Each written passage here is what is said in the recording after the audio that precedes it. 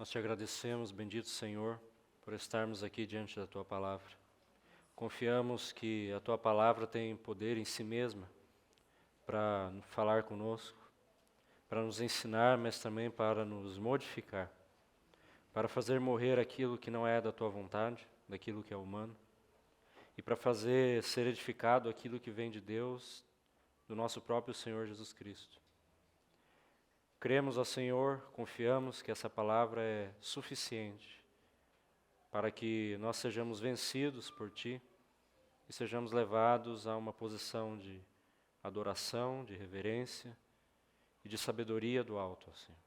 Abre nossos olhos, ó Espírito Santo, faz-nos contemplar o Senhor e a Sua vontade por intermédio das Escrituras.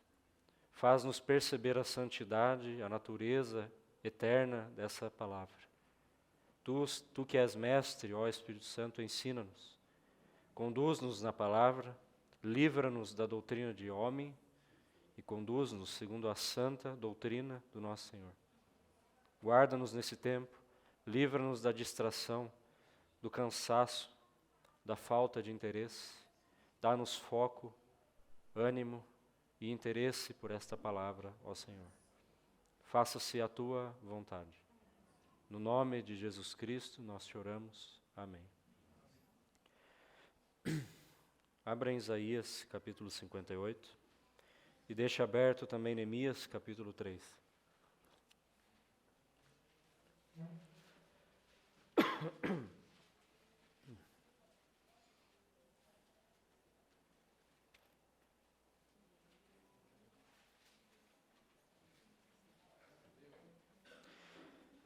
Isaías 58, verso 3 e 4, somente para nós relembrarmos um aspecto, e nós estaremos mais focados em Neemias capítulo 3 nessa reunião. No verso 3 de Isaías 58, no final do verso, consideramos nas últimas duas reuniões, esse final que diz: eis que no dia em que jejuais, cuidais dos vossos próprios interesses e exigis que se faça todo o vosso trabalho. Verso 4, eis que jejuais para contendas e rixas e para ferides com punho iníquo. Jejuando assim como hoje não se fará ouvir a vossa voz no alto.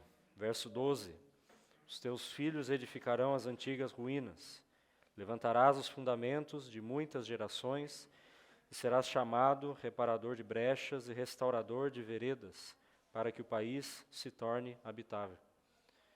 Então, nas últimas duas reuniões, e graças a Deus essas mensagens estão gravadas, então apelo para os irmãos que tirem um tempo e ouçam, porque é um estudo, e nós vamos partir do que já consideramos na outra reunião. Falamos sobre esse aspecto fundamental da restauração na igreja, nos dias de hoje, especialmente no que concerne aos vossos interesses e as rixas e contendas. Esse é o cerne daquilo que traz fraqueza para a vida da igreja. O texto de Isaías se refere a de alguma forma, algum remanescente, a um grupo de homens e mulheres que buscam o Senhor, mas ainda assim o Senhor tem algo para restaurar no meio deles. E então vimos lá no verso 12 que, em essência, a profecia ali em Isaías se refere aos dias da restauração dos muros. E ela tem conotação espiritual porque ela se refere à restauração dos fundamentos dessa cidade celestial e, de alguma forma, na vida pessoal de cada um de nós e na vida relacional da igreja. Isso implica uma vida que está sendo, ou vidas que estão sendo afastadas de uma vida de próprios interesses e uma vida de rixas e contendas. Isso que nós consideramos nas outras reuniões. Agora nós nos voltamos para Neemias capítulo 3. Na descrição de Neemias capítulo 3, nós vamos ver descrição de 14 pontos, 9 portas, 3 torres, ou de alguma forma ali nós podemos ver 2 torres e uma torre intermediária. De qualquer forma, nós encontramos ali em Neemias pelo menos as portas e as torres. E cada uma delas nos fala, junto com os edificadores que está relatado lá, algo sobre a restauração de Deus na sua casa, na sua cidade. O que nós vamos ver no capítulo 3 de Neemias não é algo diferente do que nós vimos em Isaías 58. Nós estamos vendo com outras palavras, e se eu pudesse colocar de alguma forma, eu diria que são palavras com relação a fundamentos.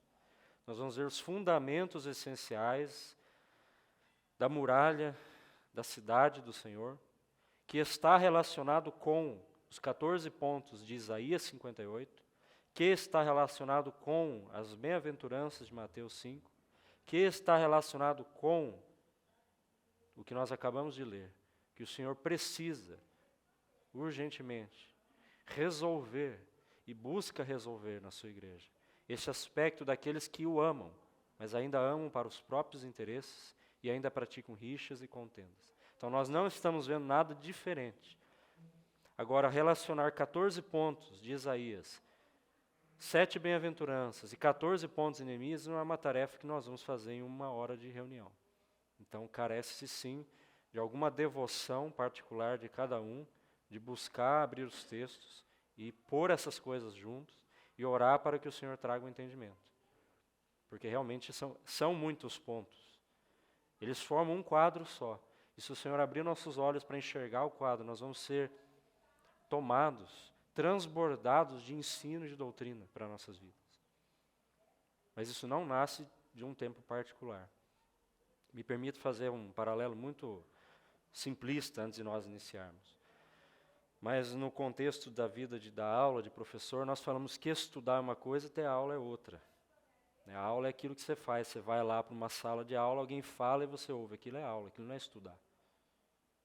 Então, bem dizer, irmãos e irmãs, isso que nós estamos fazendo aqui também não é um estudo, é uma exposição. Estudo é o que você vai fazer com isso em casa. Então, isso é assim no mundo natural, nas coisas mais simples, e não tente fazer algo diferente com relação à palavra do Senhor. São detalhes, são nomes, são versos, e cada uma dessas coisas carece de atenção. Então não é possível fazer isso em uma hora aqui. Isso exige de cada um tempo em casa, seja quem esteja ouvindo isso, de olhar para esses versos e relacioná-los. Então hoje nós focaremos em Neemias capítulo 3. Precisamos da nossa uma hora para fazer isso. Na verdade, vamos ver bastante coisa, se assim o Senhor permitir, nessa uma hora. O que nós vamos fazer em capítulo 3 de Neemias é uma leitura primeiro completa dele. Essa leitura ela é maçante, porque elas são várias descrições. Mantenha a sua atenção, primeiro numa leitura extensa, depois uma leitura consecutiva, e aí nós vamos vendo parte por parte desse capítulo 3. Então vamos ler o capítulo 3. Peça ajuda do Senhor para manter o seu foco, porque você tem dois tipos de texto, que a nossa mente vaga nas palavras é genealogia e descrição de local. Geralmente esses textos, quando não muito, eles são até pulados, mas eles estão aí com algum propósito. Então vamos no capítulo 3 de Neemias, ler do verso 1 até o verso 32.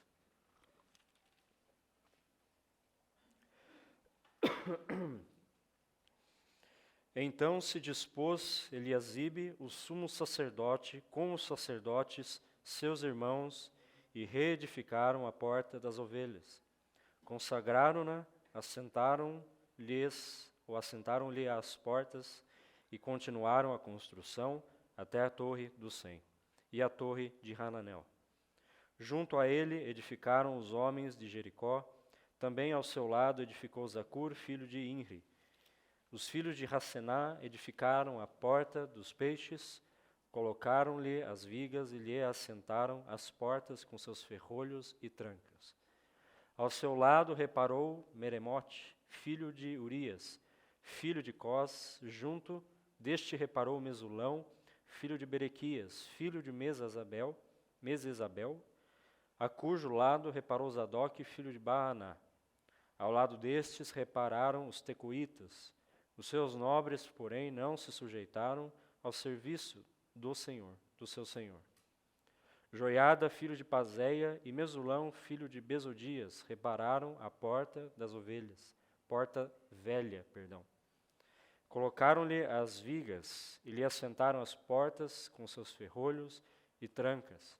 Junto deles trabalharam Melatias, Gibeonita e Jadom, meronotita, homens de Gibeão e de Mispa, que pertenciam ao domínio do governo além do Eufrates.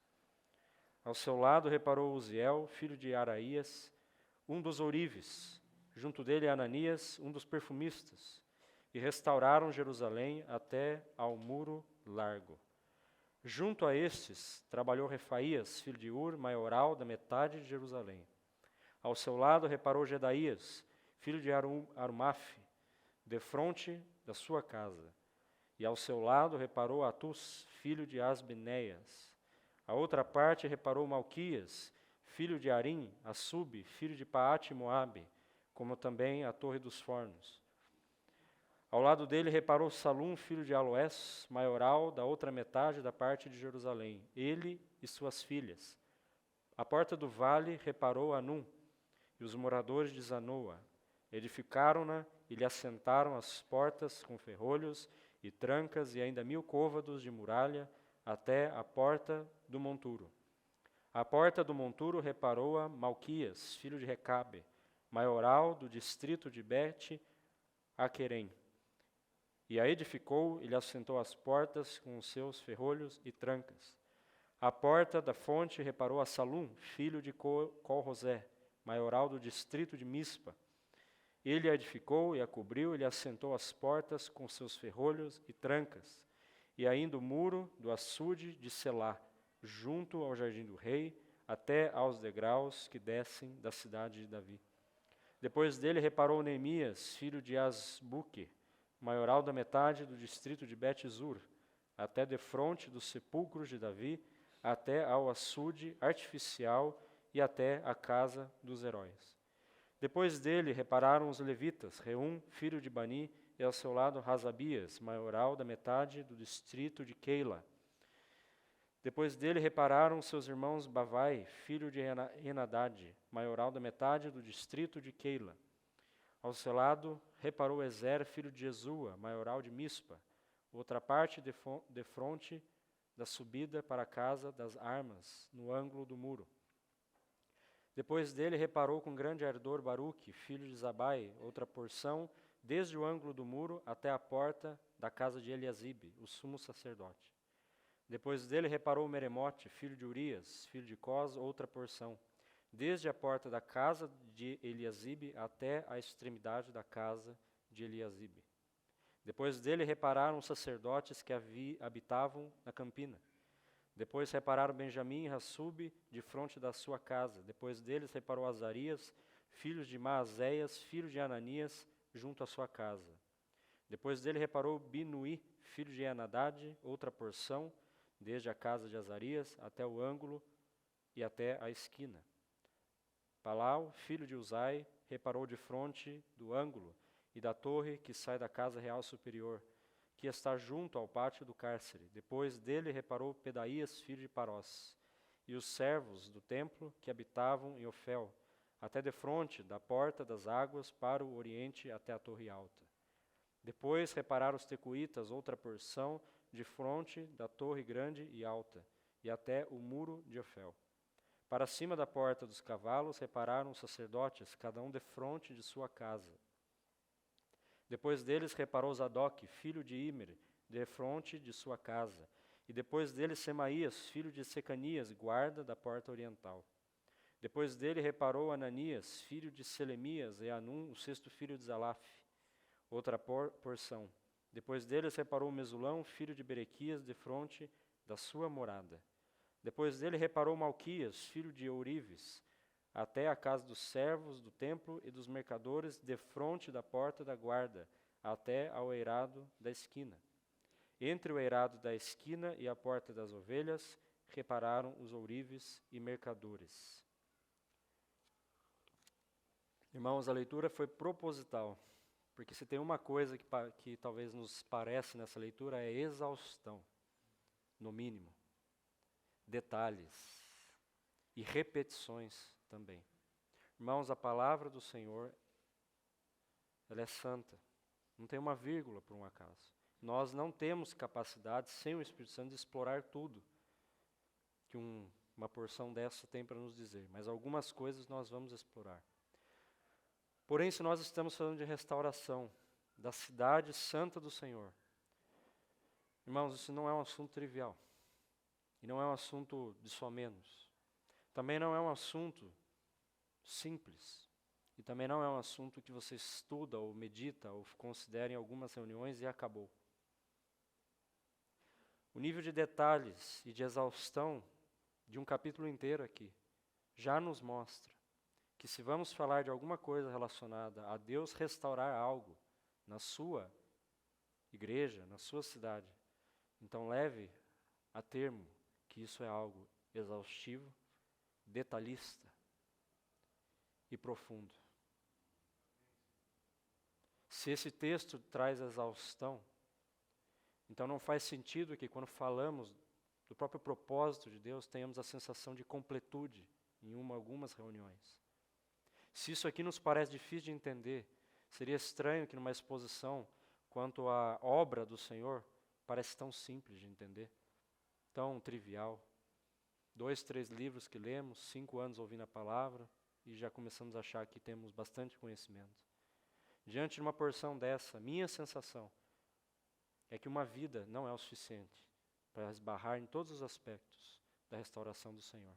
Então não faz sentido que tenhamos algum tipo de sentimento de fastio, de completude, quando falamos desse assunto. Porque no que concerne a palavra escrita, sozinha, ela já tem mais detalhes do que nós somos capazes de entender. É exaustivo. Isso não é um assunto de alguns anos, do início ou do fim da vida cristã, é o assunto da vida inteira.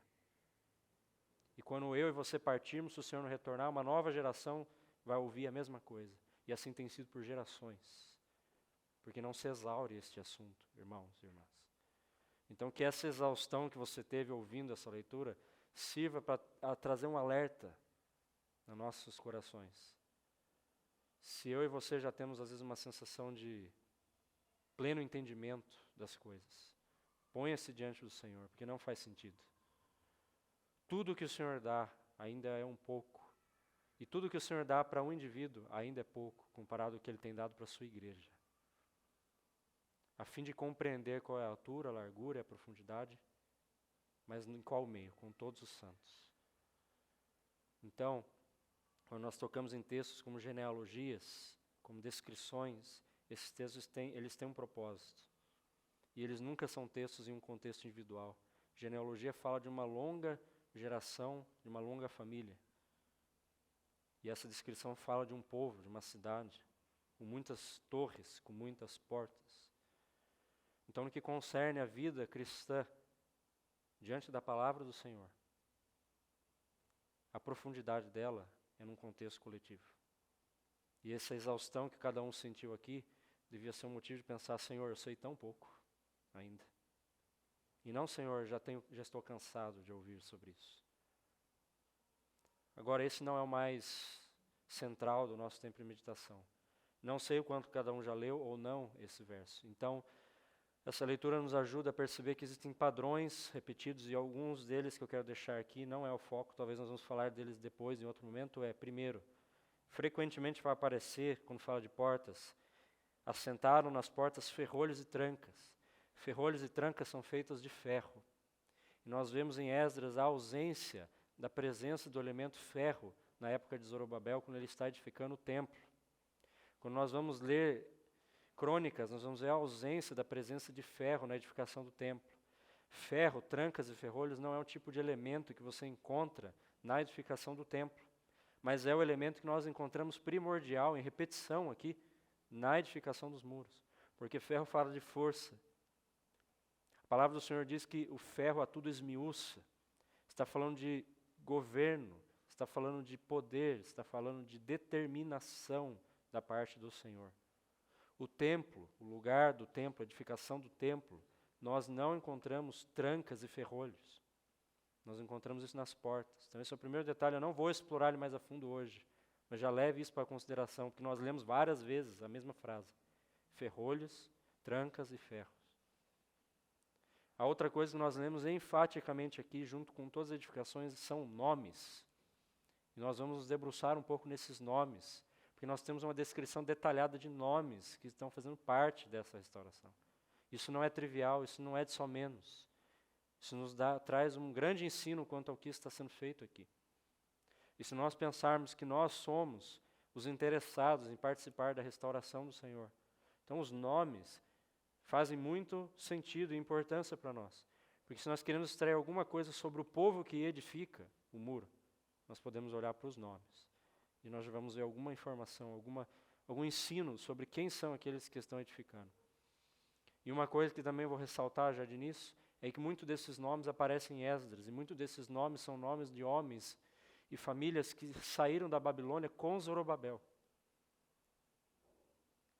Então, a maior parte dos que estão reedificando aqui, que são os que são mencionados aqui, são os primeiros que, no devido tempo, deixaram a Babilônia, deixaram o ambiente confortável da Babilônia, deixaram as sinagogas lá na Babilônia e foram para Jerusalém.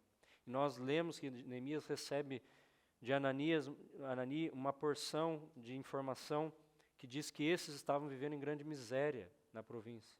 Então são esses os que são mais citados aqui como os edificadores. São os homens e mulheres que desde o início se colocaram diante do Senhor para cumprir a sua vontade, que era o seu povo, a sua cidade sendo reedificada. Ainda que isso implicou em estarem junto com Zorobabel num período de total desproteção, nos dias da edificação do templo, porque não tinha os muros ainda edificados. Então esses são os nomes que mais aparecem aqui, eu não vou explorar isso também hoje, mas se você pegar os nomes e fazer pesquisa, você vai ver quantos desses nomes são nomes daqueles que saíram na primeira leva dos cativos da Babilônia.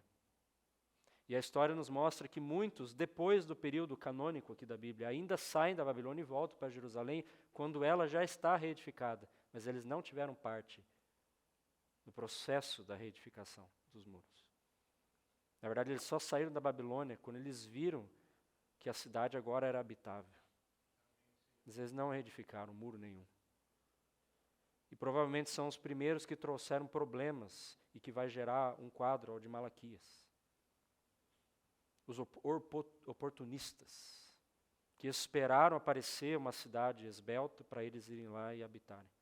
Os que reedificam são os que vieram no pior cenário possível dessa cidade, quando Zorobabel sai. E ele sai da Babilônia só com uma verdade em seu coração. Saia do ambiente de idolatria e reedifique a minha casa, o templo. E uma leva então saiu com ele. Agora, vamos ler parte por parte desse capítulo. E vamos considerar pelo menos, irmãos, as portas. As torres também falam alguma coisa, mas no nosso tempo, no que nós temos para considerar, pelo menos as portas. Nós vamos ver nessas portas fundamentos e princípios que foram, estão sendo e serão restaurados na igreja. E sem eles, nós sequer podemos dizer que a igreja está pronta para receber o seu noivo. Os adornos que falamos que a noiva tem, os adornos que falamos que Eliezer leva para Rebeca, são esses os adornos, são essas portas. Só que no contexto de uma cidade, que é o contexto final de Apocalipse. Os adornos da noiva são aqui as portas. E por que portas? Porque porta fala de governo do Senhor. Então adorno é mais do que uma beleza da noiva. É uma posição de governo do Senhor na sua santa cidade. Isso não acontece de forma genérica. Isso acontece de forma ordenada. E esses pontos mostram a ordem do Senhor. Segunda coisa, nós lemos uma narrativa descritiva que tem um movimento geográfico. Eu gostaria que o irmão então colocasse no data show a projeção. Porque a ordem que nós lemos, ela é especificamente lá em cima, no portão das ovelhas. Vai passar do norte de Jerusalém, vai passar pelo leste de Jerusalém, vai passar pelo sul e vai fechar um ciclo. Essa descrição não é pedaços soltos. Ela tem uma ordem desde lá de cima, ela segue pelo leste, segue pelo sul. Isso é importante. Vai passar pelo lado direito, o último lado que nós temos é o lado direito, é ao lado do templo, é ao lado da casa real, e vai terminar na mesma porta. E o texto faz questão de falar a porta das ovelhas no início e no fim. Isso tem um motivo. As portas geralmente saem para caminhos, para algum lugar. Os lugares que as portas vão também têm um significado.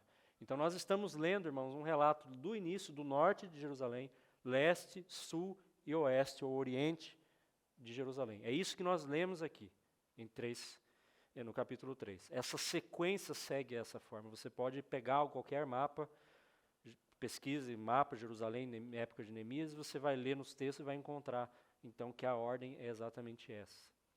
Irmão, pode fechar, por favor, a projeção?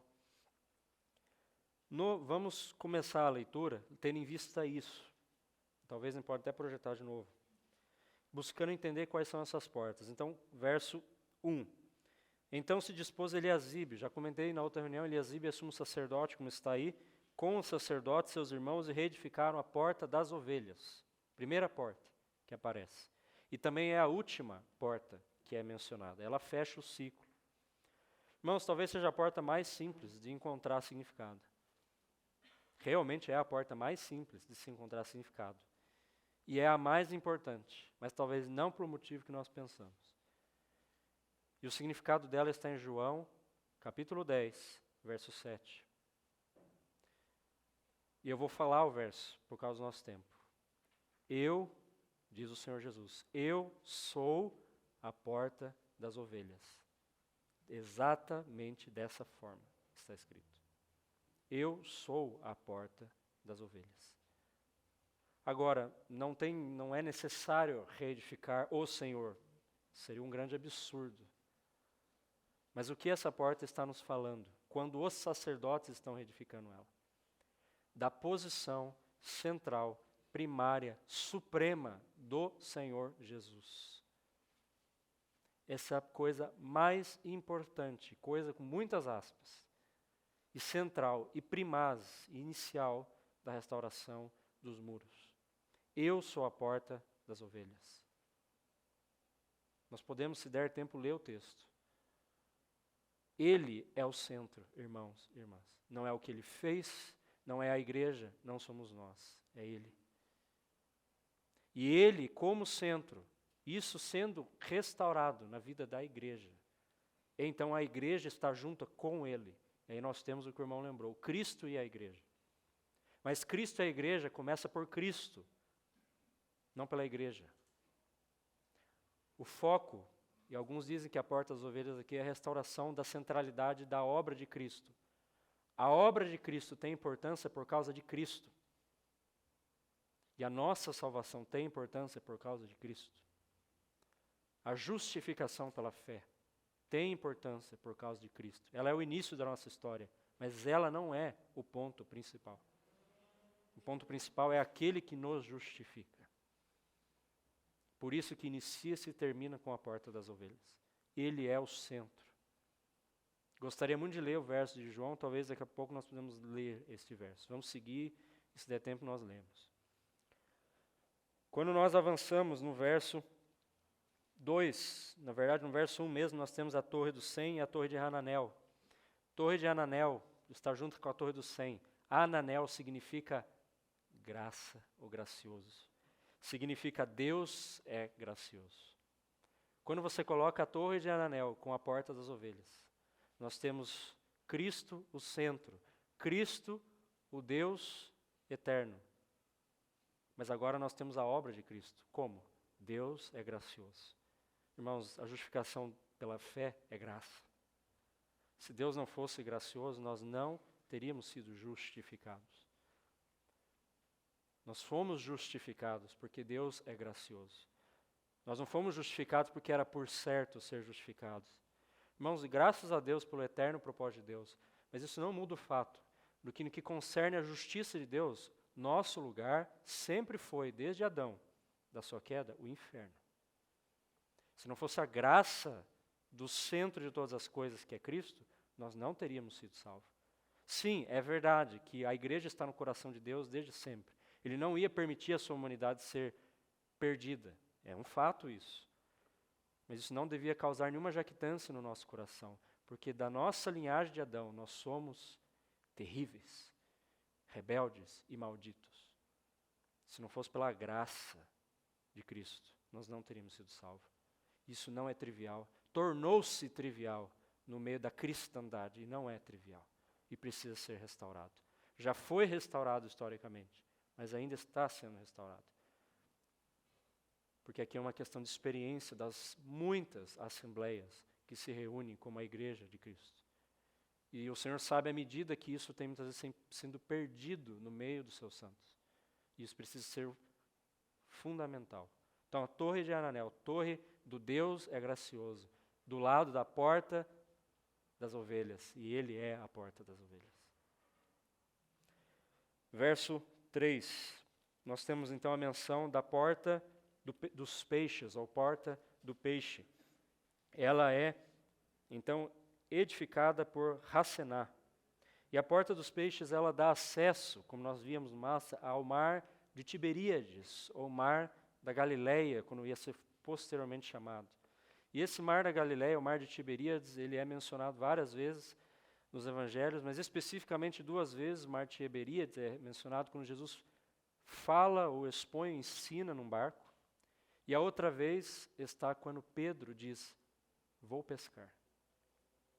E os discípulos falam, também vamos com Pedro. E Pedro sai por qual porta? Pela única porta que os pescadores usavam em Jerusalém. Essa porta. Vou pescar. É Pedro, e que Pedro é aquele que sai pescar? Um Pedro desanimado. Incapaz de exercer o seu serviço. Mas ele vai encontrar o Senhor no mar de Tiberíades. E ele vai voltar pela mesma porta, porque é a única porta que um pescador usa para voltar, como pescador de homens. O Senhor restaura Pedro. E não só Pedro, mas ele restaura todos os discípulos após a sua crucificação, para estarem aptos à descida do Espírito Santo. E o que acontece quando Pedro sai é um Pedro pescador de peixes. E o que acontece quando Pedro volta é Pedro um pescador de homens. Essa porta é a porta dos que pescam. Essa porta, irmãos e irmãs, ela é tão bem vista em Atos, quando Pedro discursa, e 3.000 almas são convertidas. Essa é a porta de uma restauração tão necessária na vida da igreja, é a restauração, irmãos e irmãs, da realidade, da cooperação da igreja com o Senhor. É a realidade da cooperação dos servos. Você pode incluir nisso o evangelismo. Poxa, mas tem tanto evangelismo? Irmãos, é o evangelismo do Senhor. É o serviço do Senhor.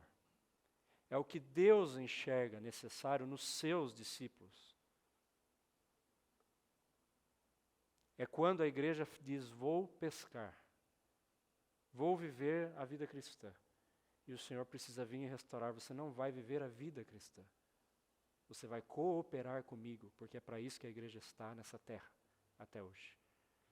Porque se o Senhor está sentado em um trono, os seus pés estão nessa terra. Isso precisa ser restaurado, isso é uma questão de visão, não simplesmente de saber, de fazer.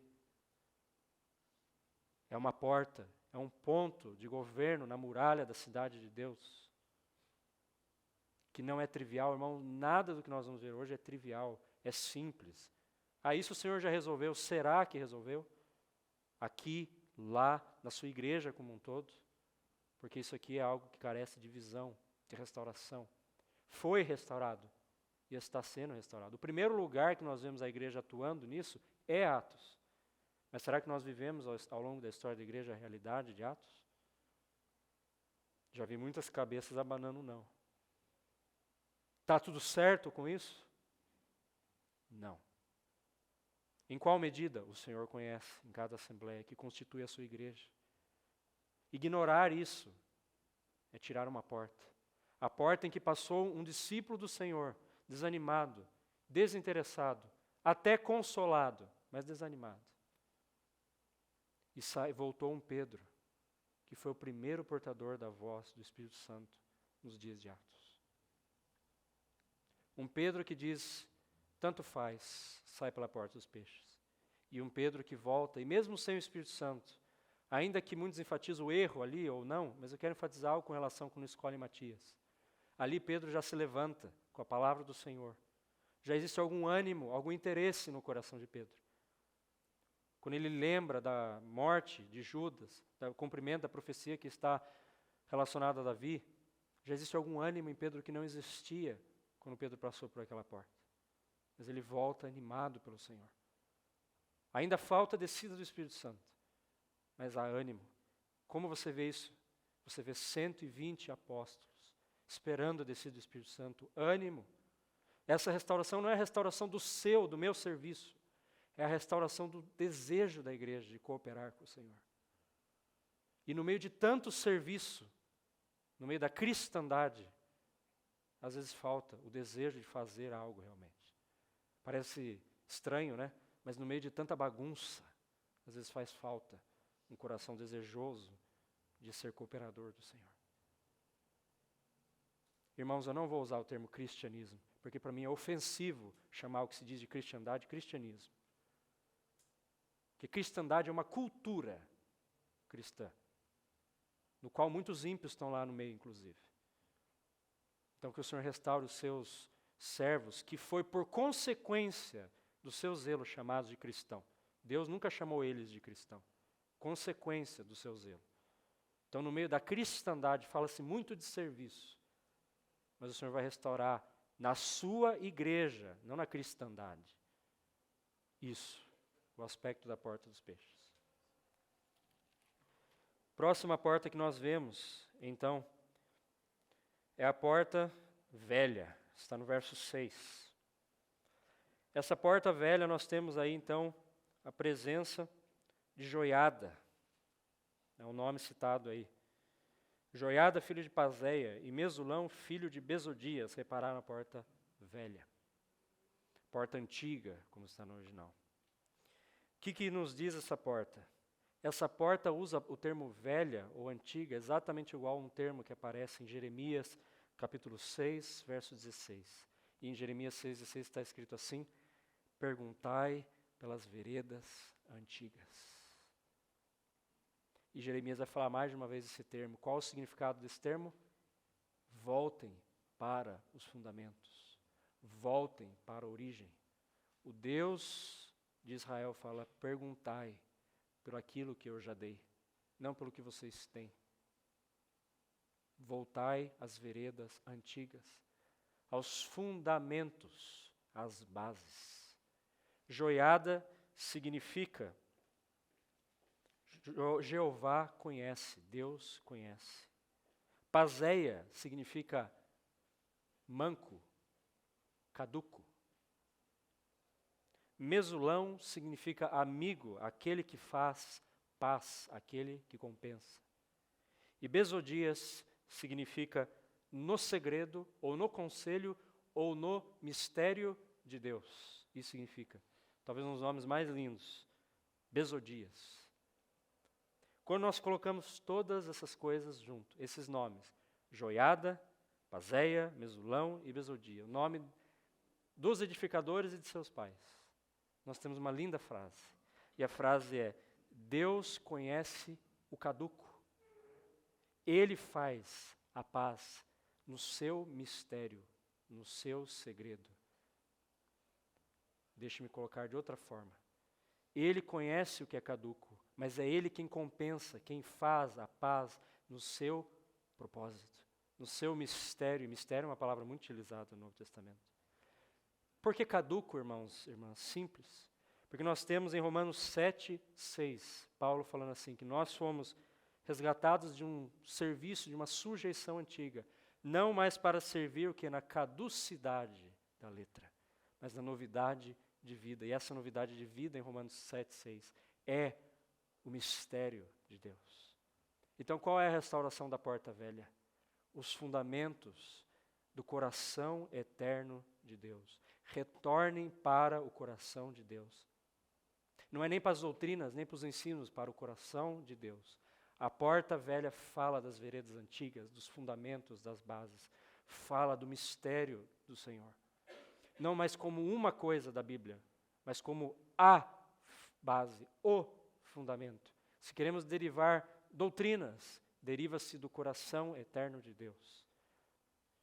Para servirmos em novidade de vida e não na caducidade da letra, porque se juntarmos os nomes dos edificadores dessa porta, o nome diz, Ele, o Deus, conhece o que é caduco, mas Ele faz a sua paz, a sua aliança, por meio do seu mistério, do seu propósito, restauração dos fundamentos. Não fundamentos da cidade, nós estamos usando muito a palavra fundamentos. Fundamentos da palavra, irmãos e irmãs. Fundamentos é a essência do coração de Deus. É o ponto de partida central. E o Senhor quer restaurar isso. Então, aí esse é o significado da porta velha. Restaurada por Jeová conhece. Restaurada por o segredo, o mistério de Deus. Vamos seguir agora para, então, nesse meio tempo você tem aí mais uma torre, a Torre dos Fornos. Deixe-me fazer um comentário sobre essa Torre dos Fornos, ou Torre da Fornalha, porque pelo menos essa torre eu gostaria de considerar nessa ordem, que é Torre de Tanur, em hebraico. E Tanur significa fornalha, que consome. E essa palavra é a mesma palavra que aparece em Gênesis capítulo 15, verso 17. Em Gênesis capítulo verso 17 é quando Deus consome aqueles pedaços que Abraão pôs em ordem. E lá está escrito que então houve densas trevas e um fogo consumiu aquelas partes. E então é naquele episódio que Deus chama Abraão e fala, conte as estrelas, se pode. É naquele episódio que Deus firma a sua promessa com Abraão. E ele firma essa promessa por meio desse tanur, por meio desse fogo consumidor, que consome em meio das trevas as partes que Abraão pôs em ordem. E ali Deus aparece a Abraão. E é ali, de todas as vezes que Deus fala com Abraão, é ali que Deus firma a sua promessa. Então a Torre dos Fornos fala, e ela é uma grande torre na cidade, do fogo consumidor, mas em qual sentido? Do fogo que firma a promessa do Senhor, porque isso também precisa ser restaurado na realidade da igreja. Que as nossas vidas são frutos da promessa de Deus. Porquanto, diz o autor de Hebreus, não havendo nome superior para lhe jurar, ele jurou por si mesmo. Essa ênfase do autor de Hebreus é que o juramento é a promessa de Deus, não é uma promessa. É a essência e a base da vida de todos os filhos de Deus. Mas isso não é a justificação? É a justificação. Mas a justificação foi premeditada em quem? Abraão. Não é assim que Paulo ensina? Então a essência, a base até mesmo da justificação é a promessa eterna do Senhor. Isso precisa também ser restaurado, não como um detalhe, mas como uma base. Torre fala de proteção, de vigia, de atalaia. É baseado nisso que nós conseguimos até mesmo discernir, vigiar, ver longe. E é para isso que serve uma torre. Depois dessa torre, nós temos, então, a porta do vale. Em algum outro momento, irmãos e irmãs, tem outros detalhes para nós considerarmos esse texto. Por exemplo, aí no verso 12, fala aí de Salum, filho de Aloés, maioral de outra meia parte de Jerusalém. Essa questão do maioral ela é muito importante, mas nós não vamos ver ela hoje. E ainda é dito que ele fez isso com as suas filhas, também é outro detalhe muito lindo. Deixe-me apenas dizer de forma bem curta e grossa, vamos dizer assim, mulheres, vocês fazem parte da edificação. Há cargos particulares dos homens, mas mulheres, servas, fazem parte. Não tem só homens na edificação. É o aspecto mais simples desse verso. Mulheres com os homens, porque são as filhas de um homem aqui. Então, esposas com seus maridos, filhas com os seus pais, mulheres com os homens, juntos, edificando, restaurando. Há mais coisa para falar, mas não é o foco hoje. Porque depois disso nós temos então a porta do vale, no verso 13. E a porta do vale então reparou Anum e os moradores de Zanoa. Então essa porta, ela também é uma porta que nós já estamos agora no sul daquele mapa. O irmão pode projetar de novo, é mais fácil. Se tem, né? Por que não usar? Aqui é a porta do vale, no sul. Na esquina, para o sul de Jerusalém. As outras portas nós consideramos, é a porta lá da ovelha, Torre de Ananel, lá em cima, essa Torre de Ananel ela dá para o norte, dá para a região mais alta de Jerusalém. Tem a Torre dos fornos aqui, mas aqui nós temos a Porta do Vale. Já está totalmente oposto, praticamente, o quê? Da Torre da Porta das Ovelhas. Não é coincidência. Nós saímos do norte, onde está a Porta das Ovelhas, para o sul. E o sul é um lugar muito importante de Jerusalém. Então vamos começar pela Porta do Vale e depois a Porta do Monturo. Ambas são portas no sul. Essa Porta do Vale ela é restaurada por Anon. Anon significa gracioso, mas não é mais Deus é gracioso.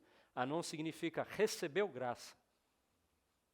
Então, Anon significa gracioso, recebeu graça de Deus. E Zanoá é o sul de Judá e também é o sul de Hebrom. E esse lugar, Zanoá, ou Zanoa, é um lugar pantanoso, algadiço. Ele é um lugar fedido, por causa dessa água parada dessa região. E é uma palavra, essa palavra em hebraico que dá Zanoa, ela é utilizada, a estrutura dela é utilizada para outras duas palavras em hebraico, que são idolatria e adultério. A palavra Zanoa, esse lugar no sul de Judá, um lugar fétido, de águas paradas, é um lugar que o nome dele é usado para a palavra adultério e idolatria. Só que ele está ao sul de um lugar chamado Hebrom. E Hebrom não tem nada a ver com isso, porque Hebrom significa ungido ou unção e comunhão. A palavra unção e comunhão são as mesmas. Hebrom, unção, comunhão, a cidade mais antiga, até os dias de hoje, é Hebrom, nessa região. Agora, o que nós extraímos então dessa confusão de sentidos da Porta do Vale? Esse caminho que sai da Porta do Vale, adivinha qual é para quais cidades ele vai? Para Hebrom e para mais uma cidade, Betel, Casa do Pão. Belém, perdão, Betel não, Belém, Casa do Pão. Betel não, Betel é para o lado, Belém, Casa do Pão. Betel é a casa de Deus. Esse caminho passa por ambas cidades. Ele foi feito por os israelitas para essas duas cidades. Casa do Pão e para comunhão e unção. Mas quem edifica é aquele que recebeu graça, que veio de uma cidade imunda, uma cidade de idolatria, uma cidade de fedor. Então, veja de novo o verso 13. A porta do vale reparou Anum e os moradores de onde? Quem reparou? Aquele que recebeu graça, ele e os moradores da idolatria, do fedido, do horror. Os moradores daquele lugar não estão lá, eles estão aqui reparando a porta que vai para o lugar de comunhão e o lugar do pão. Os moradores do lugar que dá origem à palavra idolatria, que fede, estão juntos agora com o gracioso, o que recebeu graça, edificando a porta que dá para o lugar da unção, da comunhão e do lugar que se recebe pão. Que narrativa linda que essa porta nos dá. Aqueles que outrora são os moradores do lugar fétido, estão edificando a porta do lugar que vai para comunhão e pão. O que o Senhor está, então, restaurando aqui, irmãos e irmãs? Será que já caiu? Já veio alguma coisa na cabeça com o nome Belém? A comunhão, Hebrom, com a mesa. Mas e por que o fétido? Irmãos, porque a mesa não é a comunhão simplesmente para os que foram salvos. A mesa é a comunhão para aqueles que saíram de Zanoa. É Mefibosete. Não é ver o quão limpo nós estamos hoje, é ver quão sujo nós éramos e nós recebemos graça, não para comer da mesa, para ter comunhão com o Senhor por meio da mesa. Porque Belém e Hebrom estão próximos. Porque a porta do vale é a porta que leva para o lugar de comunhão e de pão. Restaurada por aqueles que foram graciosos, que saíram de um ambiente de trevas, de idolatria, de adultério.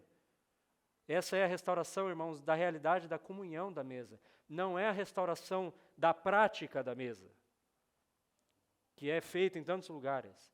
É a restauração da base da mesa, e a base da mesa é muito mais profunda do que nós muitas vezes damos valor para ela. Porque a mesa fala de comunhão. E aquela figura de Davi, Mefibosete, é exatamente Lodebar, também tem o mesmo significado. Lodebar é um lugar de esgoto, de onde Mefibosete é tirado e é colocado na mesa do rei. Aqui nós vemos exatamente o mesmo exemplo. Só que a porta do vale passa por qual vale, já que ela é a porta do vale? É o vale de Rinom, ou em grego Gena, como é usado no Novo Testamento. Nós já vamos falar um pouco mais desse vale. Porque esse vale, a palavra Gena, em grego, traduzida por vale de Rinom, é a palavra que em português às vezes é traduzida por inferno. E o motivo é muito simples. Porque esse vale era usado, primeiro, nos dias de Josias, para fazer sacrifício humano a Moloque. E existia uma grande estátua de um boi com pernas cruzadas, mãos erguidas, chifres enormes, e nessas mãos se colocava fogo para queimar os filhos. Se isso não é um inferno, irmãos, eu não sei o que é. E quem fazia isso eram os filhos de Israel, inclusive os reis. Mas houve um dia, então, que Deus levanta um rei que destrói esse vale, amaldiçoa esse vale por causa disso. E esse passa a ser um vale onde se queimam todos os corpos, dejetos e coisas da cidade de Jerusalém, fora de Jerusalém. Esse vale está fora de Jerusalém. E é um lugar que se mantinha aceso o enxofre, constantemente, para purificar e para queimar corpos mortos, animais mortos, tudo que tinha de ruim para ser queimado ia para aquele lugar. Então o sul de Jerusalém era um lugar que estava o tempo todo com fogo aceso, um fogo fétido, alto, porque o enxofre queima muito bem, e ele é um vale, ele tem frestas, se você pesquisar imagens. E essas frestas muitas vezes ficavam cheias de corpos putrefados, quando eles não eram queimados. Com chamas acesas, faça a imagem na sua mente desse ambiente. Um ambiente fétido, com labaredas, com fogo, com buracos profundos, com corpos, cadáveres queimados, ossos, que anteriormente foi um ambiente onde se tinha uma estátua extremamente demoníaca, onde se queimavam filhos. Não tem nada de bom no vale de Hinom.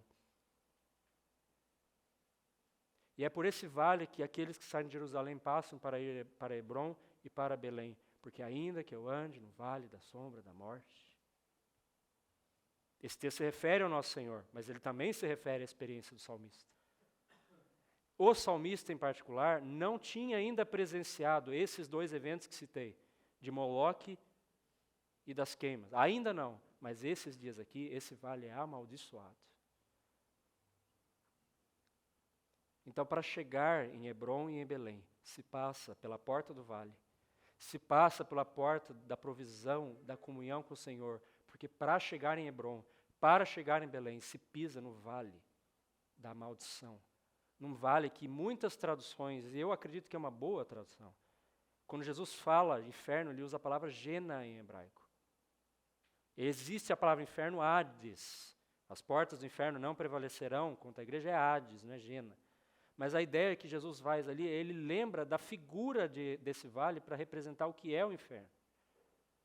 Porque ali há fogo ardente o tempo todo, cadáveres, ossos, irmãos, essa figura macabra que você deve estar pintando na sua mente, é ela mesma que representa. Ali é o lugar de jogar podridão de dentro de Jerusalém para ser queimado. Isso tem a ver com a porta do monturo, nós já vamos falar dela. Mas então a restauração da comunhão com a mesa, irmãos, é muito mais do que um alimento do Senhor.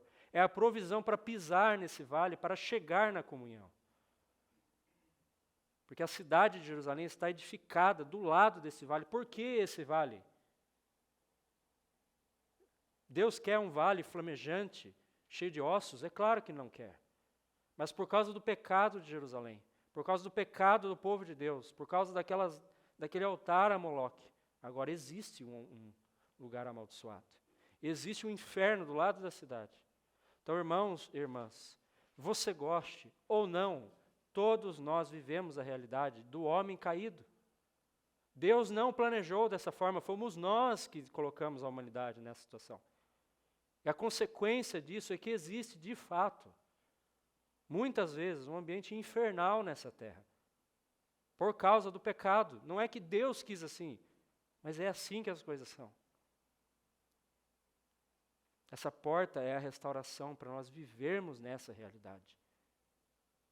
Mas não pararmos no vale, andarmos pelo vale e chegarmos no local de pão e comunhão. E depois que vamos para lá, voltarmos. Pão e comunhão. Hebrom é o lugar que o Senhor permite a Abraão e Sara serem enterrados. Hebrom fala da própria aliança, que nós acabamos de considerar uma torre antes. Irmãos, não existem coincidências na palavra. A ordem aqui importa.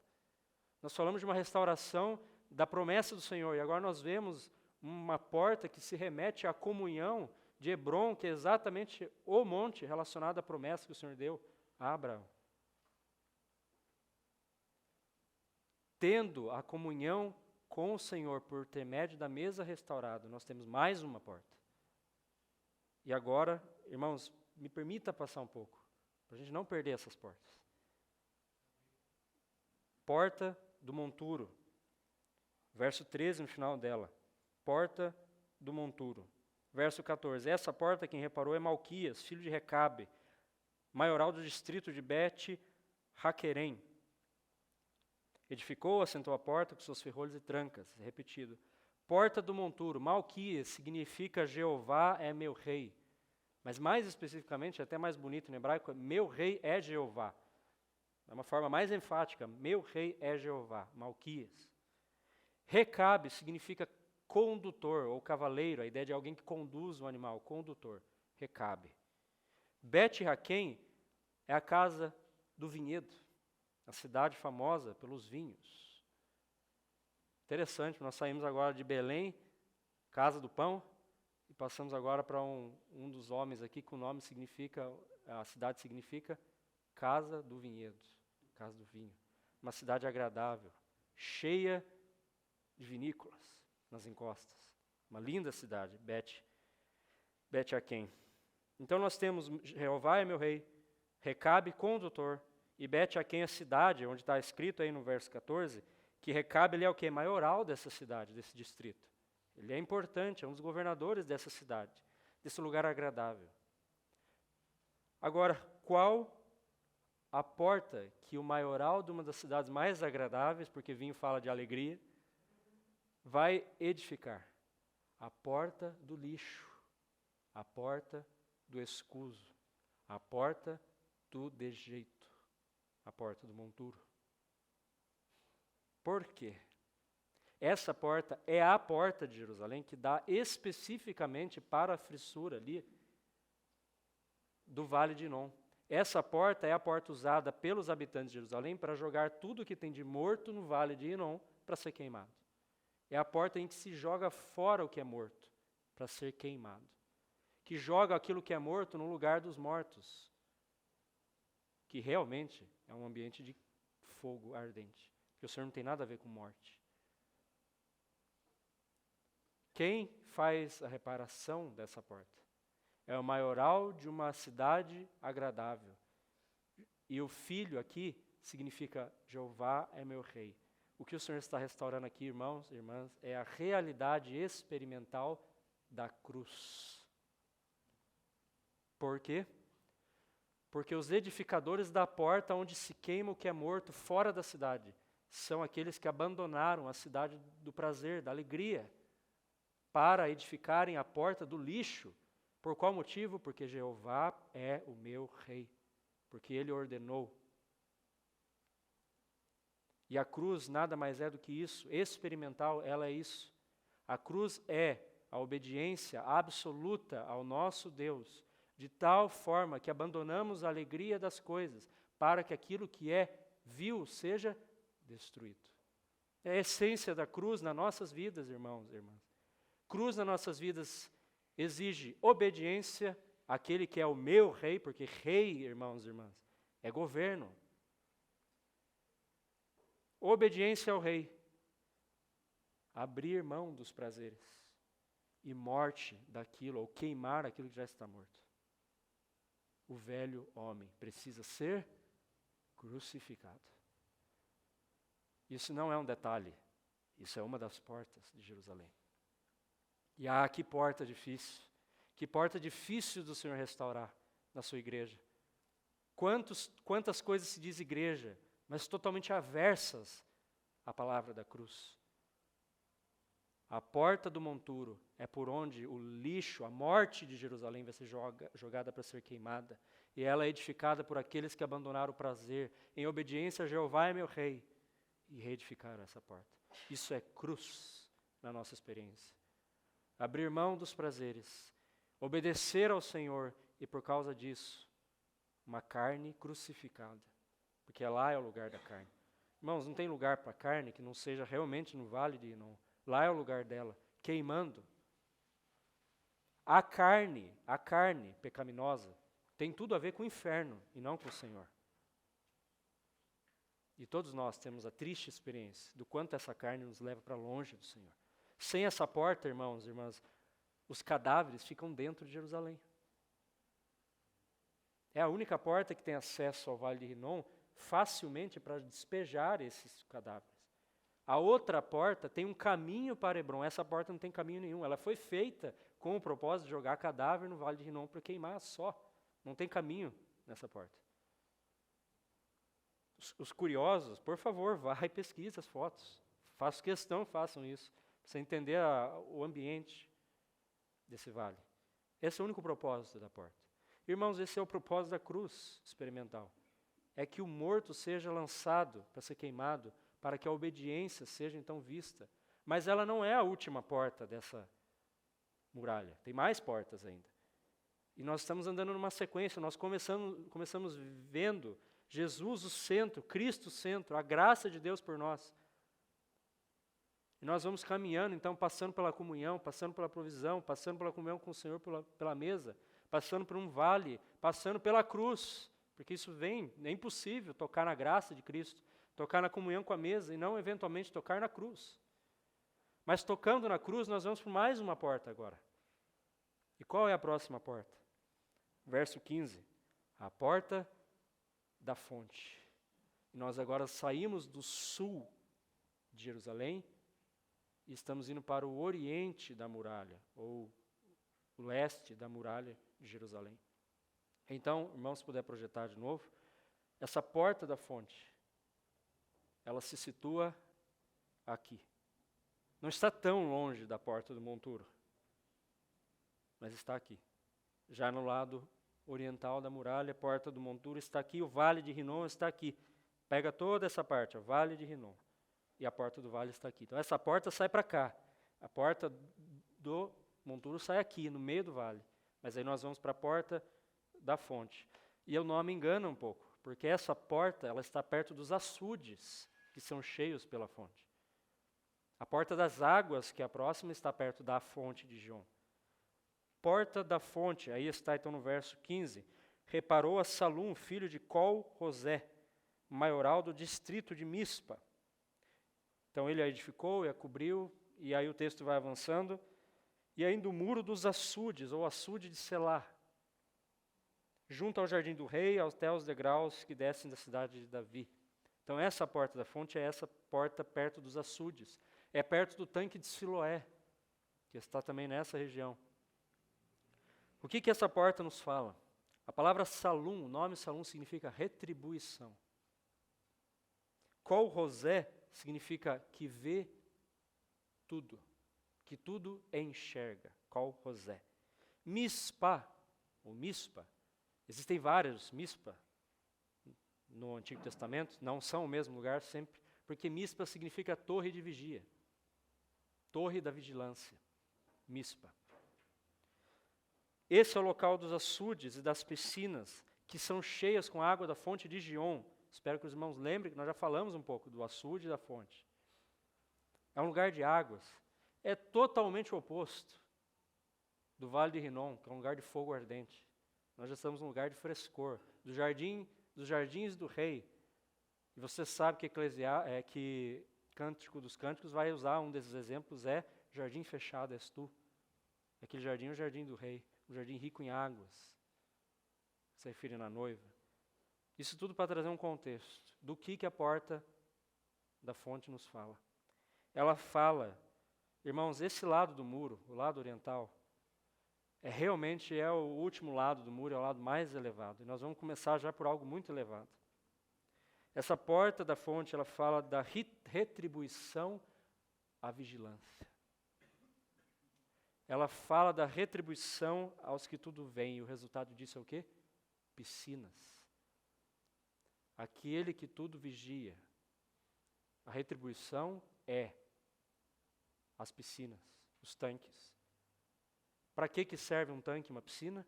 Para regar os jardins. Para quê? Para que as árvores deem frutos. Qual é o propósito de um tanque?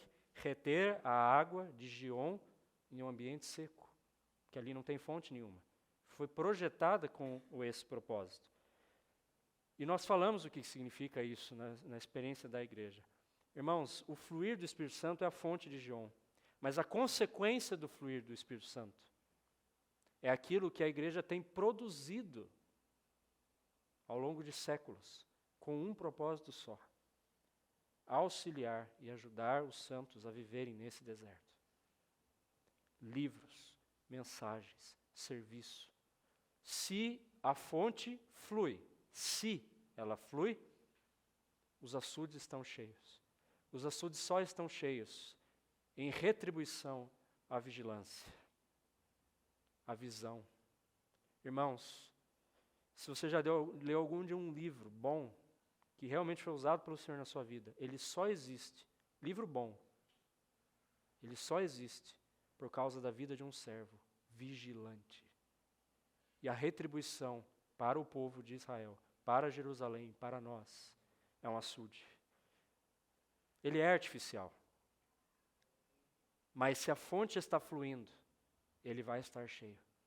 Então, irmãos, sim, as mensagens, os livros, as conferências, são uma retribuição à vigilância dos servos do Senhor. E o resultado, águas para regar os jardins da cidade. Fruto na casa de Deus. Feche a fonte.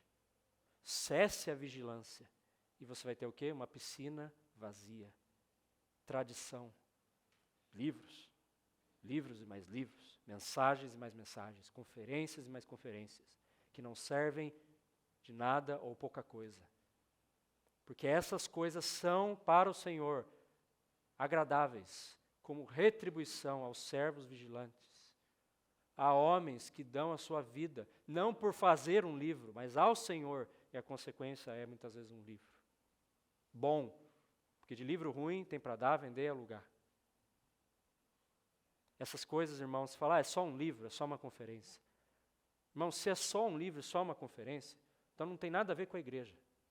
Porque na igreja tudo tem realidade espiritual, ou devia ter. Então não é só mais uma conferência, não é só mais um livro, não é só mais uma mensagem. Essas coisas têm que ser levadas a sério. E começa-se vendo o Senhor restaurando os seus servos que produzem essas coisas. Porque, irmãos, uma conferência sem homens santos e devotos ao Senhor por detrás dela não é nada. Um livro escrito por um autor não é nada. E uma mensagem pregada por alguém também pode significar nada. A retribuição, a vigilância. E sabe, irmãos, a vigilância é consequência da cruz. Então, primeiro nós passamos pela porta do Vale de Rinom, no Monturo, e agora estamos na porta das águas. Mas aí nós temos mais uma porta, que é a porta que dá todo sentido para essa porta da fonte, que é a porta das águas. Então nós vamos ver agora a porta das águas, lá no verso 26. E os servos... Então, no verso 25, que ele está junto com o verso 26, fala que reparou Pedaías, filho de Parós, e os servos do templo. Esses são os reparadores dessa porta. Final do 25, verso 26. Pedaías, filho de Parós, e os servos do templo, que habitavam em Ofel, até defronte à porta das águas, para o oriente até a torre alta. Porta das águas, essa é a porta que está do lado de Gion. É a fonte de Gion, é a única fonte de água natural do Monte Sião. Essa é a única fonte que Jerusalém tem, é a fonte natural. Essa porta, ela é restaurada por Pedaías. Pedaías é o Senhor resgatou, o Senhor buscou. Pedaías. Agora, parós, irmãos e irmãs, você vai guardar o significado aí e segure ele, porque ele vai fazer sentido daqui a pouco.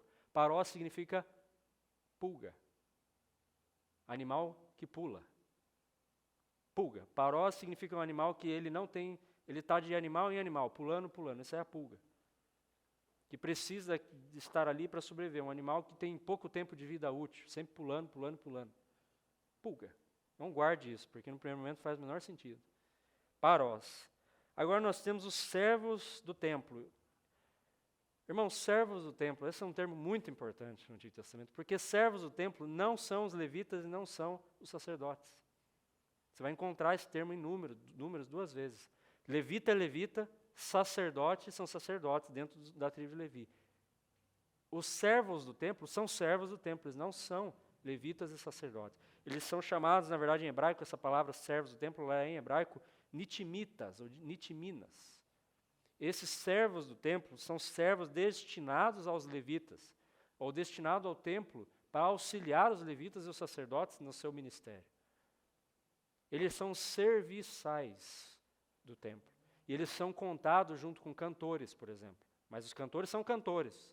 A Bíblia usa palavras diferentes. Cantores é uma coisa. Os servos do templo são outra. E são esses servos que reparam junto com Pedaías, essa porta das águas. Servos do templo. A palavra netimina, ou netimins, para esses servos, significa os dados, entoados. Os que foram dados. Eles são, os servos do templo significam os que foram dados. Ofel é a encosta fortificada do Monte Sião, que está apêndice ao muro de Jerusalém. Irmãos, aqui é talvez uma das mais lindas restaurações e uma das mais negligenciadas. Do lado da fonte de Gion. O que é este servo? O servo, ele é o menos importante na casa do Senhor. Dado pelo Senhor como um serviçal. Geralmente são pessoas que o Senhor resgata, e daí a palavra pedaísta tem tudo a ver com a história desses servos. Resgatados pelo Senhor de algum ambiente, colocados para ser serviçais no templo. E eles não têm morada, eles não têm associação com tribo, com levitas, eles perdem todos os seus direitos. E nós temos um verso no Novo Testamento que vai mostrar quem são os servos do templo. 1 Coríntios 4, do 8 ao 13.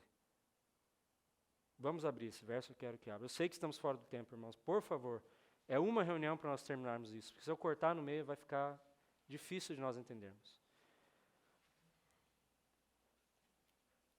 1 Coríntios 4.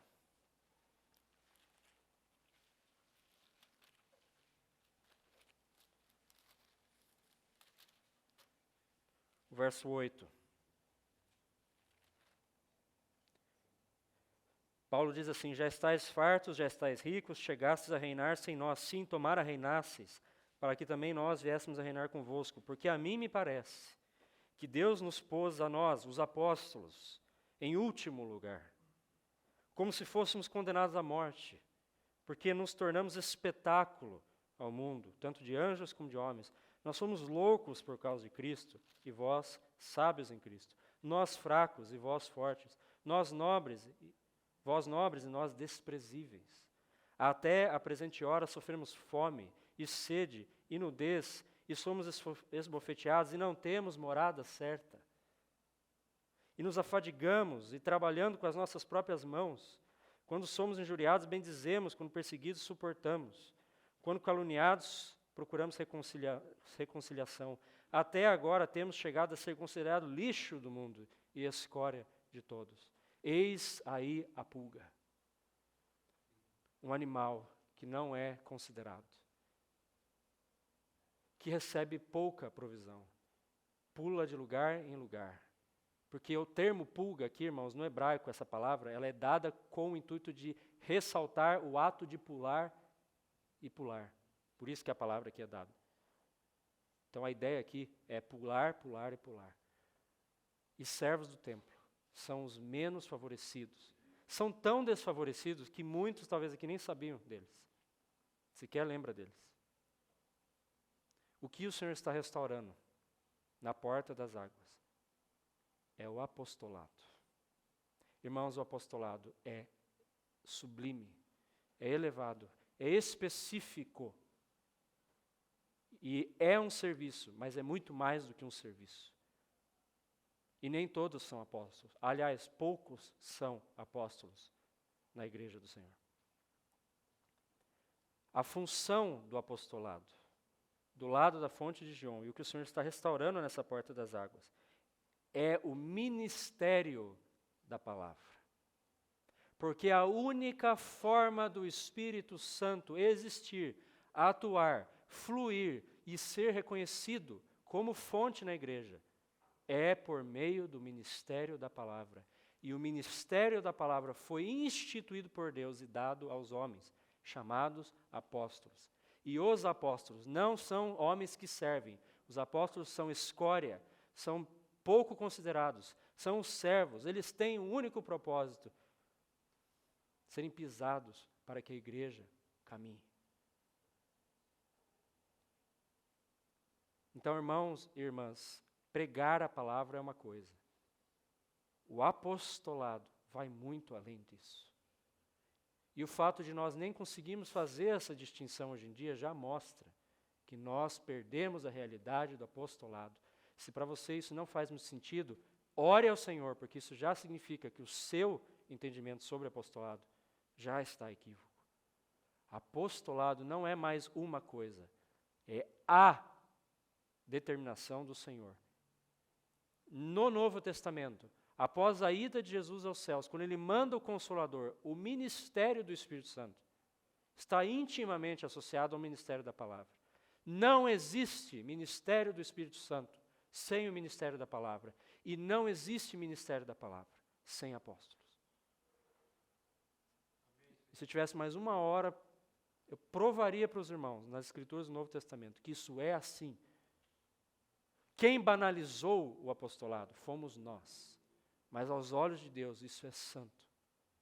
Sim, os sacerdotes, os levitas também são santos. Cada serviço que nós desempenhamos é santo e essencial. Mas existe uma base fundamental na igreja, os apóstolos. Eles são aqueles que pulam porque não têm morada certa. Porque são considerados escória. Ou isso mudou. Então, irmãos e irmãs, os apóstolos não são os homens que eu e você ouvimos pregando. O Senhor sabe quem são os seus apóstolos. E nós só estamos aqui hoje porque Ele levantou os seus apóstolos. Senão você sequer talvez teria recebido o Evangelho na sua vida. O Senhor sabe a vida dos apóstolos, que foram necessários para você estar hoje aqui, sendo refrescado pela palavra e não queimando no inferno. E isso o Senhor precisa restaurar. E isso Ele restaura essencialmente porque é por meio dessa forma que o Espírito Santo flui. Irmãos, eu vou concluir. Nós temos mais portas para considerar. Mas também sei que passando desse tempo talvez pouco proveito haja. Porque depois dessa porta, nós temos então uma outra porta, que é a porta dos cavalos. E depois nós temos a porta oriental e por fim a porta da guarda. Eu gostaria muito de considerar, mas a porta oriental e a porta da guarda, irmãos e irmãs, essa porta nós precisamos muita atenção para ela. Só que elas só vão ser restauradas. E deixe-me já me trazer um adiantamento. Essas portas falam de vida coletiva e do retorno do Senhor Jesus Cristo para a sua igreja. Elas são portas posteriores à porta da fonte e à porta das águas. E se tem algo nessa reunião que eu quero enfatizar, é que nós precisamos urgentemente rever o que nós sabemos e acreditamos sobre o ministério do Espírito Santo e sobre o ministério da palavra. Porque o ministério da palavra não é saber ler e expor a Bíblia. Ministério da palavra, de alguma forma, irmãos e irmãs, é a eternidade contida nessa terra, momentaneamente, para que a igreja não desfaleça. De tal forma que realmente os ministros da palavra são esbofeteados. E nós somos tão pobres no século XXI em compreender isso, que nós nem sabemos distinguir o que é um apóstolo e o que não é apóstolo. E isso é uma maldição para a vida da igreja hoje em dia. Então, irmãos, quando você ouvir uma pessoa falando, pregando a palavra do Senhor, eu vou usar um termo, não é ditado, é pelo amor de Deus, Pense 2 vezes antes de chamar de apóstolo. Porque chamar de apóstolo é dizer que o Espírito Santo está explicitamente atuando por meio daquele servo. E isso Paulo era. Isso Pedro era. Nós precisamos considerar seriamente antes de rotular alguém como apóstolo. Porque nisso, irmão, nós podemos estar chamando espíritos imundos de Espírito Santo. E nisso nós podemos estar atribuindo a palavra de Deus à palavra de homens. E nisso nós podemos estar tornando aquilo que é eterno, santo, que cada quark, meson, cada átomo desse universo está em cima disso. Podemos estar chamando isso de puramente de algo maldito. E na história da igreja, muitas assembleias foram cessadas pelo Senhor por causa disso. Porque perseguiram apóstolos do Senhor e maldizeram o ministério do Espírito Santo e da palavra. E essa porta, irmãos, ela já está no muro oriental de Jerusalém. Já está no final. É uma das portas que está caminhando para o ápice da restauração do Senhor. Então, irmãos e irmãs, o Senhor precisa hoje restaurar essas coisas. E aí sim afirmo, irmãos e irmãs, que no século 21, realmente essa porta é urgente a restauração dela. Porque hoje muitos irmãos e irmãs não sabem nem mais dizer aonde o Espírito Santo está ou não está. Não sabem distinguir se o Espírito Santo está num ajuntamento ou não está. Isso é terrível. Quem vai testificar a presença da fonte de Gion na igreja é a palavra. Isso não é um detalhe, isso é sumário na vida da igreja. Que isso nos assuste, no mínimo, para revermos e reconsiderarmos convicções erradas que nós temos. Porta das águas. Por meio dela, a porta da fonte. Porque, irmãos, as obras que nos interessam são aquelas que passaram por meio dos apóstolos do Senhor. Os livros, as conferências, as pregações. Nem toda a pregação é conduzida por um apóstolo, não é esse o ponto. Mas toda a pregação genuína só pode existir porque existe algum apóstolo por detrás. Algum pequeno animalzinho pulando e pulando. Desprezado, humilhado, mas totalmente devoto ao Senhor, resgatado pelo Senhor, para cumprir um só propósito. E o Senhor fala, e assim concluímos para Ananias, vai até Paulo, porque eu ainda vou mostrar a ele o quanto lhe importa sofrer pelo meu nome. Isso é apostolado, irmãos e irmãs. É ali que a presença do Espírito Santo flui. E de um apóstolo só, Paulo. Quantas igrejas foram fundadas, alimentadas, mantidas, e quantos outros discípulos e servos e apóstolos nasceram de um apóstolo. Irmãos, o serviço do apostolado, sinceramente, é a presença do céu na terra. Porque apóstolos são mestres, profetas, pastores, evangelistas, então não é cargo. O apostolado é muito mais do que isso. Não existe ministério do Espírito Santo sem o ministério apostólico. E eu sei que muitos teólogos discordam disso. Pouco importa, porque é assim que a palavra mostra. Porque esses são servos do templo. Resgatados pelo Senhor, eles nasceram com um na sua foco. E de fato, aquele homem em quem Deus disse, importa mostrar para ele quanto lhe importa sofrer pelo meu nome.